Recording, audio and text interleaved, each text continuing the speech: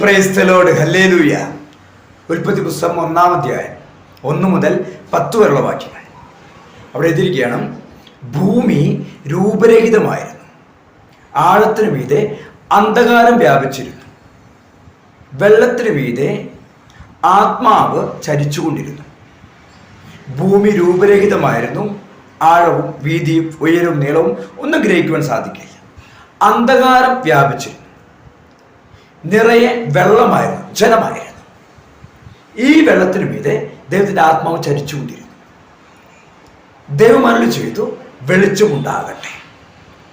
ദൈവത്തിന് വചനം. വെളിച്ചമുണ്ടായി.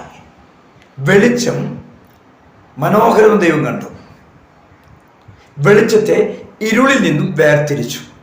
വെളിച്ചത്തെ പകലെന്നും ഇരുളിനെ രാത്രി എന്നും പേരിട്ടു. ജലത്തിന്റെ മധ്യ ഒരു വിധാനം ഉണ്ടാക്കി. താഴെ ജലം, മുകളിൽ ജലം വേർതിരിച്ചു. വിധാനത്തെ ആകാശം എന്ന് പേരിട്ടു. താഴെ ജലത്തെ വേർതിരിച്ചു. കരയും കടലും സൃഷ്ടിച്ചു. ശ്രദ്ധിച്ച്, ഇവിടെ വേർതിരിവ് നടക്കുന്നുണ്ട്. ദൈവം വേർതിരിക്കുന്നുണ്ട്. മനുഷ്യനെ സൃഷ്ടിച്ചു. മനുഷ്യൻ പാപം ചെയ്തു. മനുഷ്യരെല്ലാവരും പാപികളായി മാറി, ശാപഗ്രസ്തരായി, അകൃത്യങ്ങൾ നിറഞ്ഞു. ഇവിടെ ഒരു വേർതിരിവ് വേണം. ഈ വേർതിരിവ് സൃഷ്ടിക്കാനാണ് യേശു ഇറങ്ങി വന്നത്.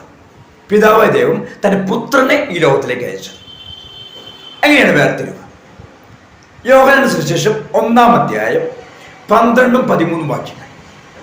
തന്നെ സ്വീകരിച്ചവർക്കെല്ലാം, യേശുവിനെ സ്വീകരിച്ചവർക്കെല്ലാം, തന്റെ നാമത്തിൽ വിശ്വസിക്കുന്നവർക്കെല്ലാം, യേശുവിന്റെ നാമത്തിൽ വിശ്വസിക്കുന്നവർക്കെല്ലാം ദൈവമക്കളാകുവാൻ അവൻ കഴിവ് നൽകി.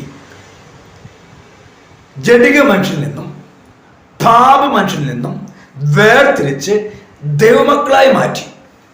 ഒരു വേർതിരിവ് നടത്തി. അവിടുത്തെ കുരിശുബലിയുടെ യോഗ്യതയാണ്.